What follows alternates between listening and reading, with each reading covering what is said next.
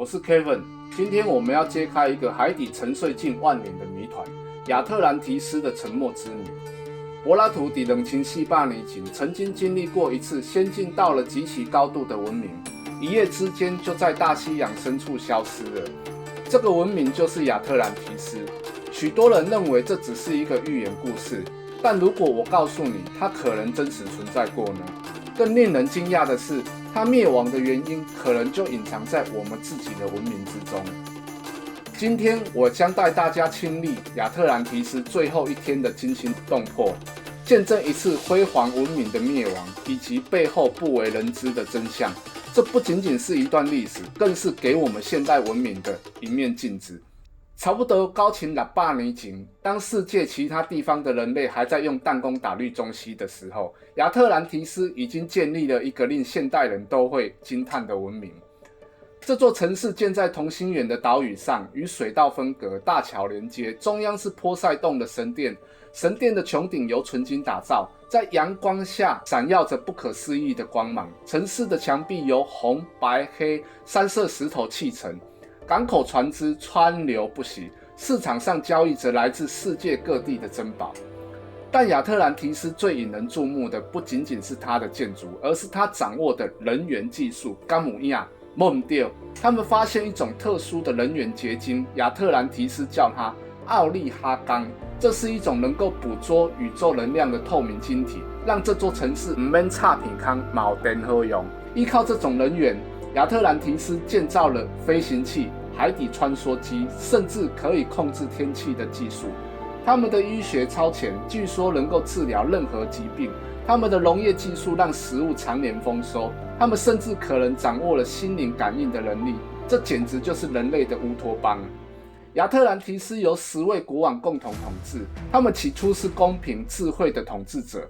每5年，他们都会聚集在波塞冬神殿，共同商议国家大事，并向神明起誓，保证正义与和平。但随着时间的推移，权力和富贵开始腐蚀这些统治者的心灵。他们逐渐相信自己与神明无异，开始将奥利哈钢的人员用于战争与征服。亚特兰提斯从和平的贸易中心变成一个侵略成性的帝国。有一名叫做阿基里斯的年轻学者，是少数看到危机的人之一。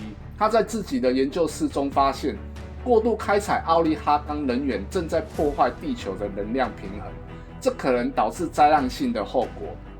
阿基里斯急忙将自己的发现呈报给议会，但贪婪的统治者却不愿相信这些耸人听闻的预言。首席国王阿特拉斯更是嗤之以鼻。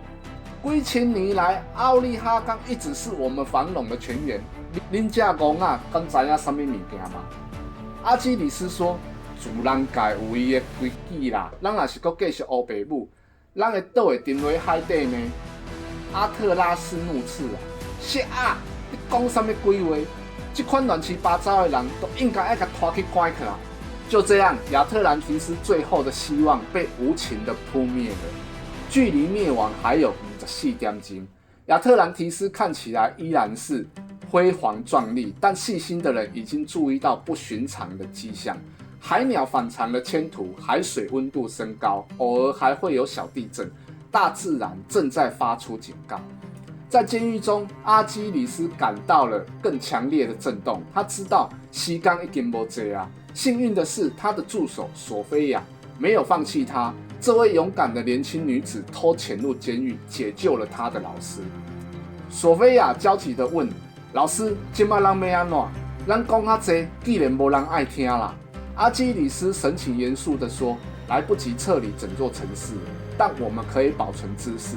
我们必须去图书馆带走最重要的卷轴，记录亚特兰提斯的科技和历史，是我们能够留给未来的唯一礼物。”当他们穿过日渐恐慌的街道时，阿基里斯注意到了奥利哈钢能源塔开始不稳定的闪烁。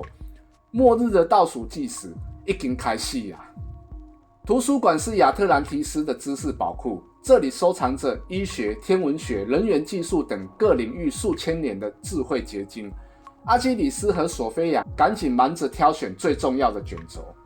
咱无可能早早所有的物件，阿基里斯痛苦地说：“咱要做出选择。”索菲亚坚定地回答：带走那些能够有助于人类和平的共处的知识，而不是那些可能再次导致灾难性的武器和战争技术。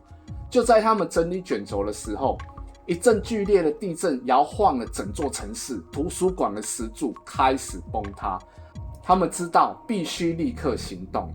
当他们赶到港口的时候，看到的是一片混乱，人们已经意识到了危险，争先恐后的想要离开岛屿。权贵们优先上船，留下平民自生自灭。阿基里斯叹息：看看我们的文明变成了什么样子，我们有能力移山填海，却失去了最基本的同情心。有一位船长认出了阿基里斯：你就是那个预言着灾难的学者，你是对的，我们是错的，上我的船吧，我们还有机会离开。阿基里斯和索菲亚带着珍贵的知识登上了船，但他们的心情无比沉重，一个伟大的文明将永远消失在历史的长河之中。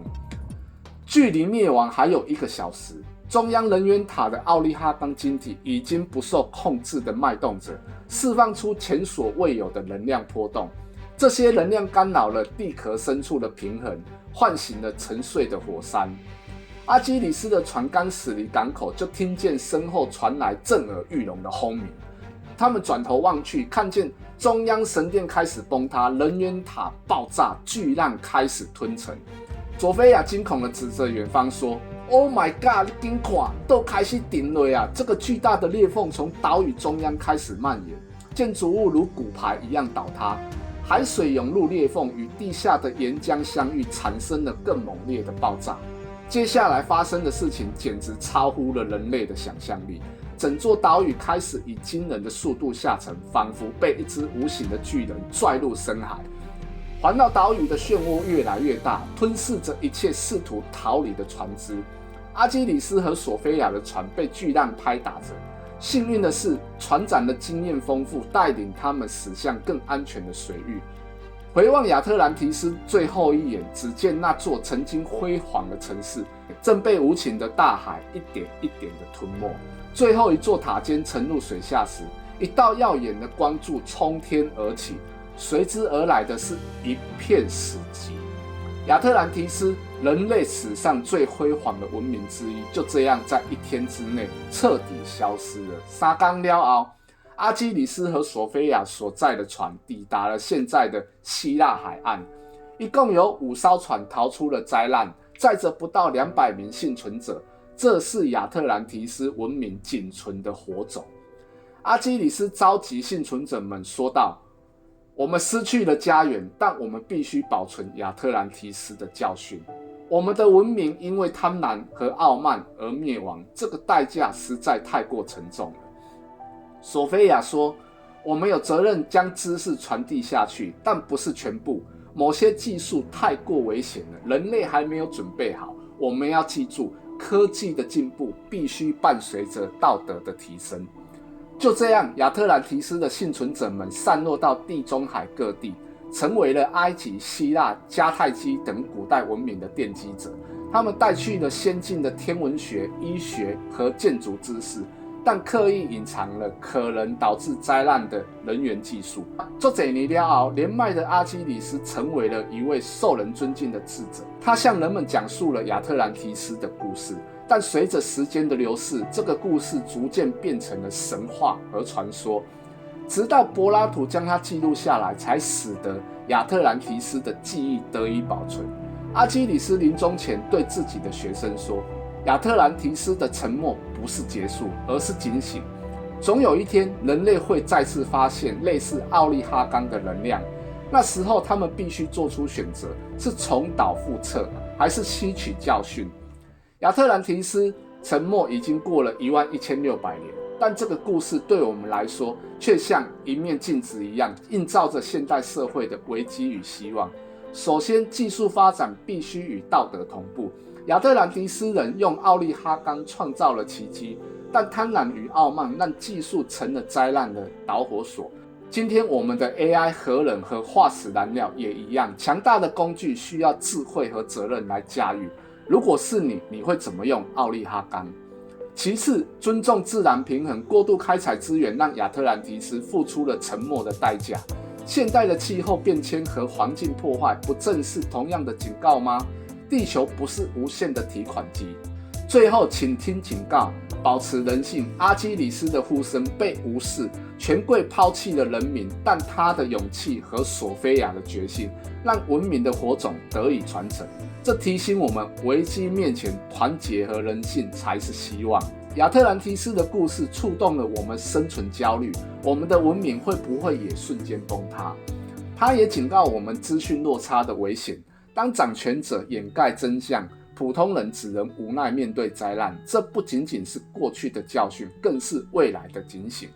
这就是我们这一集亚特兰提斯的沉默之谜。如果喜欢这个故事，请点赞订阅，未来我们将揭秘更多的历史秘密。拜托支持这类，不然你也变成亚特兰提斯人。我是 Kevin，我们下集见，拜拜。